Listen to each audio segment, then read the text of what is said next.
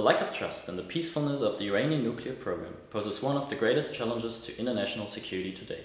A nuclear-armed Iran would destabilize the entire region and jeopardize the vision of a world free of nuclear weapons. The current dual-track approach of the Obama administration, consisting of sanctions and incentives, did not and will not end the political gridlock. Instead, we need an approach that suits Iran's moderates and hardliners alike, as the nuclear program is strongly supported across party lines. Our guiding assumptions are twofold. First, we believe that the Iranian regime is a rational actor whose cost-benefit analysis can be influenced. In this regard, we conceive its objectionable behavior to a large extent as a reaction to Western interferences in the past and US containment policy in the present. Secondly, we believe that further isolation will not stop Iran from enriching uranium. Current sanctions aimed at weakening the nuclear program will only play into the hands of the Revolutionary Guards as they further weaken the moderate forces. Military action or covert operations would only delay the nuclear program and the development of an atomic bomb. Instead, it would encourage Tehran to go for that option. Against this backdrop, we recommend a policy of engagement based on the principle of concrete reciprocity. It's geared at building trust. Trust is built through a three-phase framework of mutual commitments. In order to be effective, they need to be applied consecutively. In the short term, this means that the West must recognize Iran's right to peaceful nuclear energy, including uranium enrichment. In return, Iran must answer all outstanding questions regarding its nuclear program. In a second step, UN sanctions would be gradually lifted. In return, Iran would sign the additional protocol allowing more intrusive inspections. This short-term cooperation would also include economic cooperation.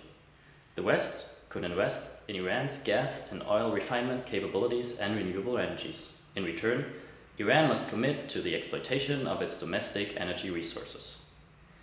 Building on these initial steps, midterm cooperation on non-nuclear issues would immediately follow. In this regard, the West must gradually unfreeze Iranian assets and lift US sanctions. In return, Iran would improve its human rights record and cooperation on Afghanistan and Iraq. In a second step, the West would commit to non-interference in Iranian affairs and give a comprehensive security guarantee, precluding a nuclear first strike in the US nuclear doctrine. In return, Iran would give a comprehensive security guarantee to Israel and restrain its proxies in Lebanon, Gaza, and Syria. In the long term, Iran must be integrated into the regional security architecture. The West must work toward the ratification of the Comprehensive Test Ban Treaty and the Fissile Material Cutoff Treaty. Diplomatic efforts to include India, Pakistan, and Israel in the global non-proliferation regime must be increased. In return, Iran would commit to normalize relations with the US, where both sides also need to acknowledge mistakes in the past. Our approach of concrete reciprocity would for the first time establish real accountability in negotiations. Domestic political costs would be lowered because the commitments given abroad are mutual. Let me conclude by emphasizing that the West should not underestimate Iran's pain threshold. It's a proud country seeking recognition and independence from the international community.